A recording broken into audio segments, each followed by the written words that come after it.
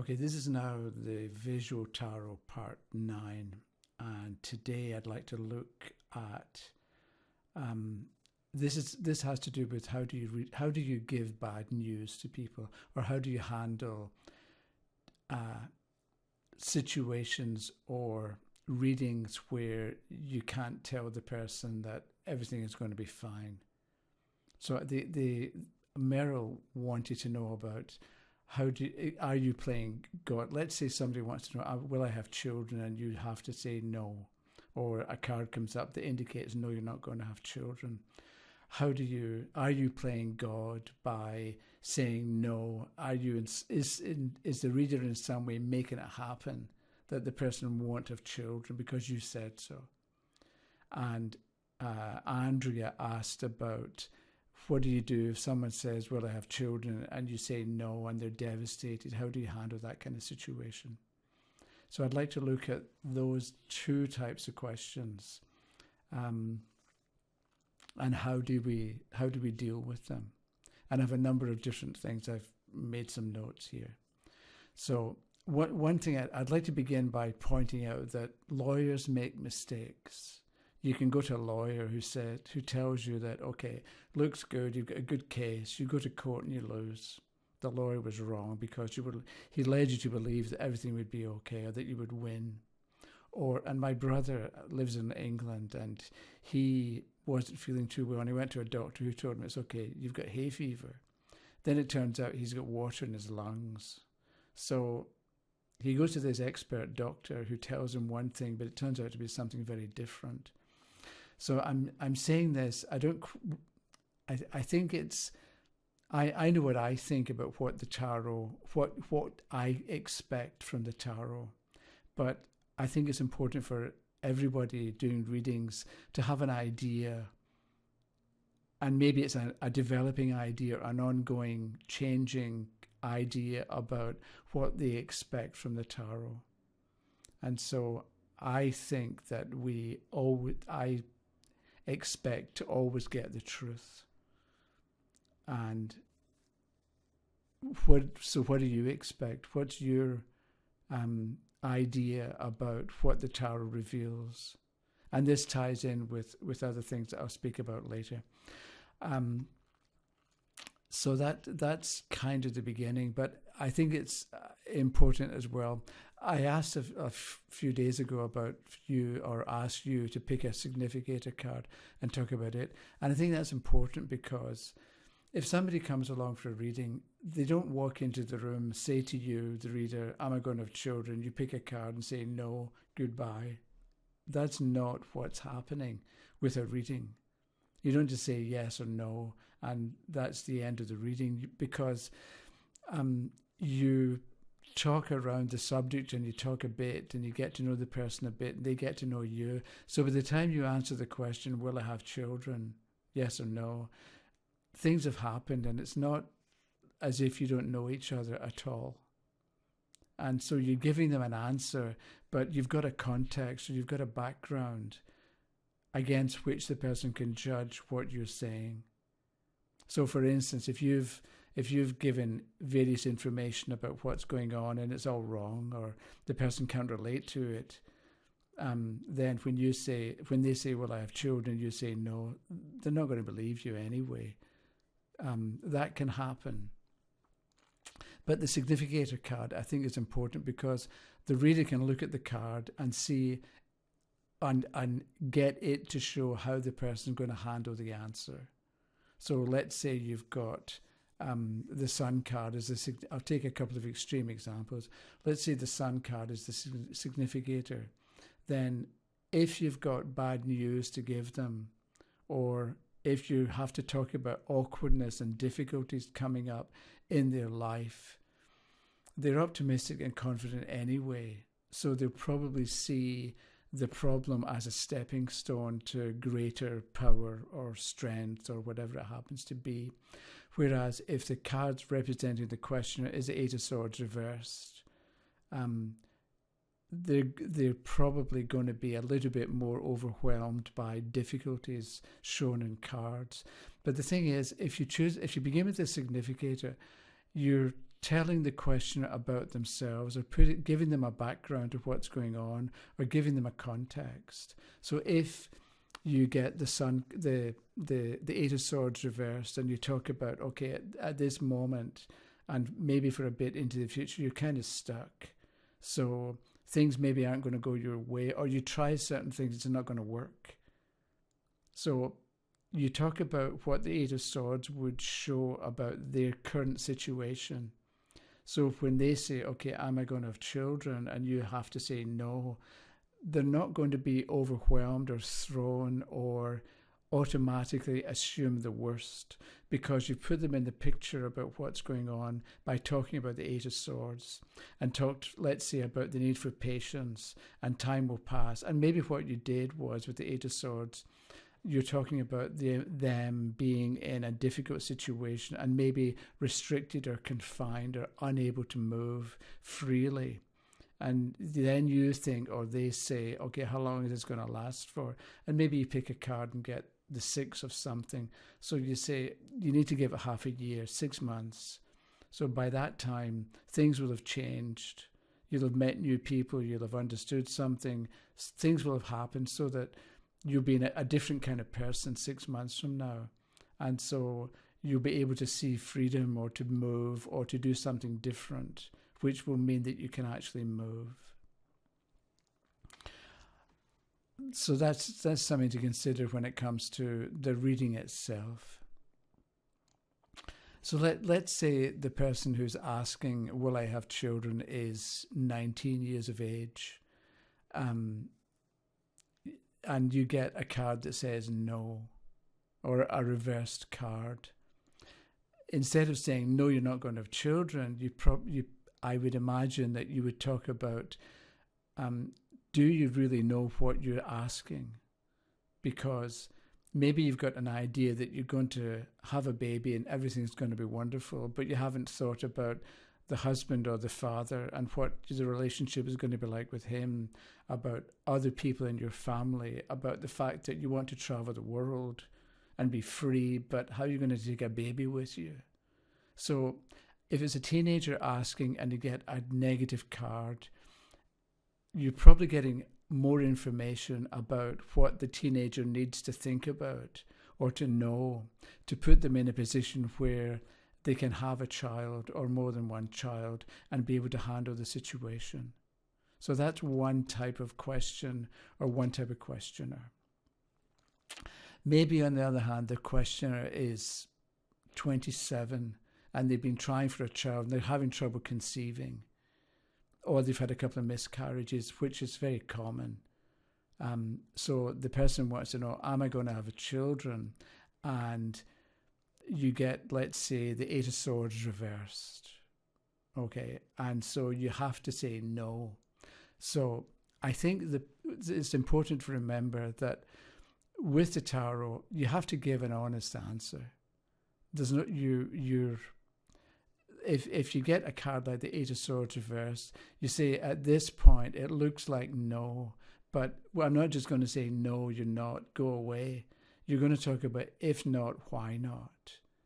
And talk about what the card points to, because there may be an obstacle that is in the way of the person having children.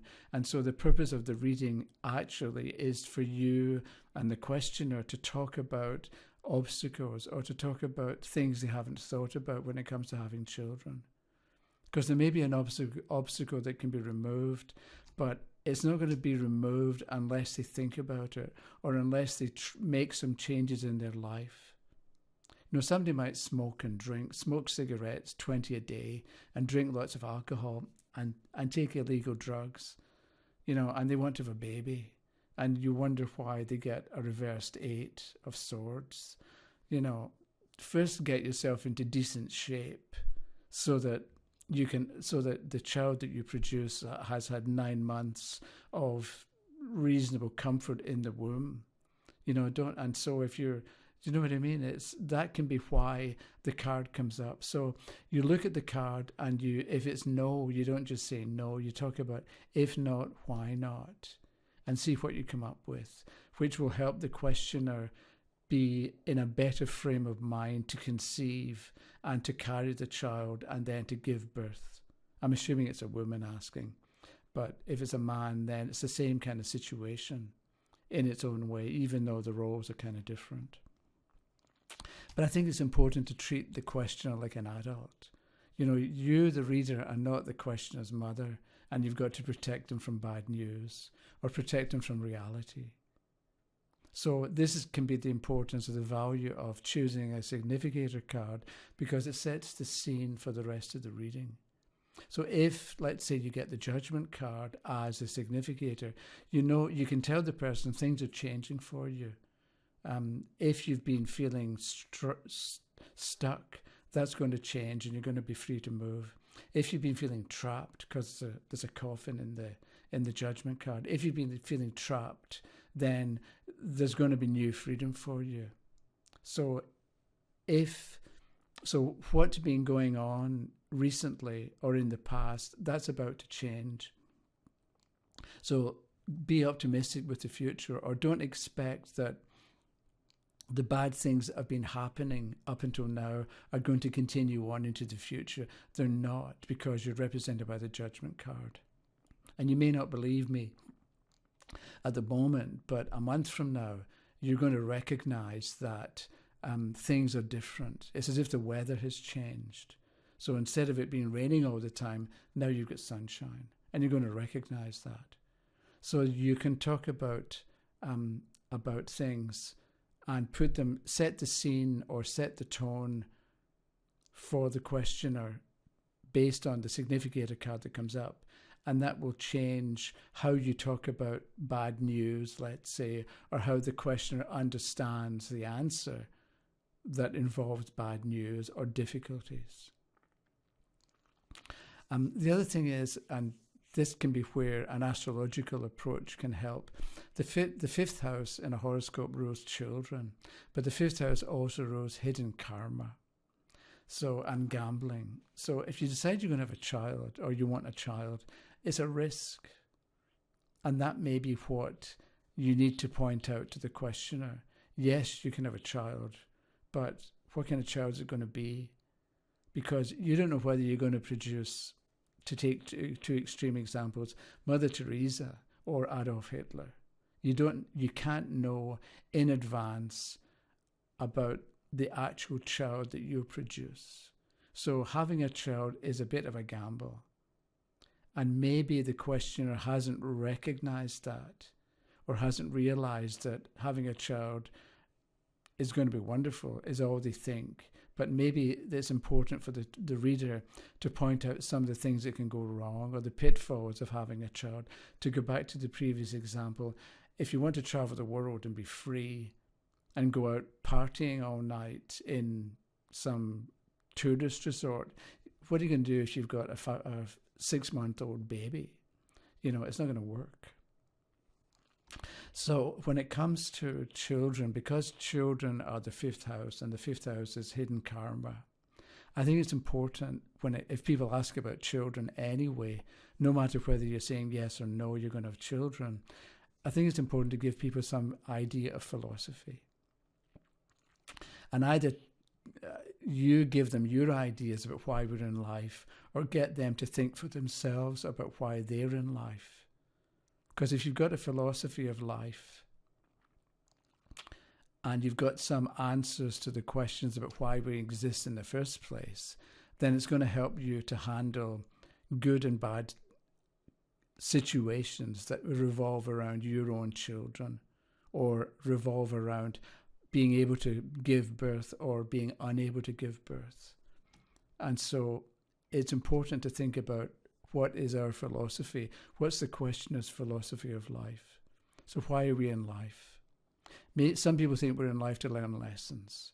So if you think we're in life to learn lessons, and you're told that you're not going to be able to have children, you can accept that as a lesson and figure out what it's trying to teach you. Whereas if your idea, why are we in life, is we're in life to develop ourselves, to become fuller, to become better, to become stronger, to become more knowledgeable, and to help others do the same. Or we're in life to live more fully. Because some people can say quite legitimately, we're in life to accumulate as much stuff as we can. I need 4 cars and 3 houses. I can only ever live in one at a time, but I need all this stuff, and I need toys, which is fair enough. So if that's your philosophy of life, how does a child, a living being, fit into that idea? Are you going to look at the child as a thing, an object that you're going to control? And maybe that's why you get a reversed card for no, you're not going to have children. Because children are people, independent individuals, and it's not like we have them and we turn them into what we want to turn them into, and we're disappointed if they don't produce. These are real people with their own lessons and strengths and weaknesses and their own life, and it's up to them to live it the way they want, and it's up to us probably to help them be themselves. But if your philosophy of life is, I've got to control my children, that can be why, if you change that attitude or change that position, then it can free up, and maybe the child will choose you. Because that was the thing, we think that we choose our children. Maybe the children choose us. That these spirits out there, wherever, decide, okay, I'm going to have those 2 as my parents. It can be the other way around. No, it's not that we decide for children. The babies decide to pick us. So you could, if it's a question about bad news or having children or not, being able to have children, maybe what you do is you ask the questioner about their philosophy of life so that they can think about it once they leave the reading. And maybe you tell them something to help them understand. And so Bob Dylan, he not busy being born is a busy dying. So you may say that to the questioner. So they go off and they think to themselves, okay, am I busy being born? If I'm going to do this, is it going to be me being born and developing, or is it going to be dying a little? So if there's something that I really want to do, but I'm afraid to do it, I'm dying a little each day that I don't do this thing that I really want to do. Or am I going to live each minute well and do this thing that I really have to do to see where it leads? So maybe you tell them something that they can take with them and think about in their own time, in their own way. And maybe you give them a list, or you're working on a list of books and music and whatever quotes that you've found to be quite useful. And so maybe what you as a reader, you've got, what resources can you direct the questioner to? Websites, blogs, books, reading lists. So you're in the process of accumulating good resources that you can then pass on to people. So if somebody wants to know about having children, and you've got to say no, you don't just leave them hanging like that. No, too bad, go away. You give them something that will help them either change their attitude about children or come to terms with the fact that we can't always get what we want. So maybe you've got quotations or books that they might like to read. And so you give them a resource or a list of resources. So what would be in your list of resources? And one last thing, you can always use the oracle. So what you do is you get them to open a book. You give them a book, any book, and you say, okay, open the book, point your finger at random and see what words you get. So they close their eyes and they point a finger and they get, that's too small to read, but they get the word, let's say, sunshine.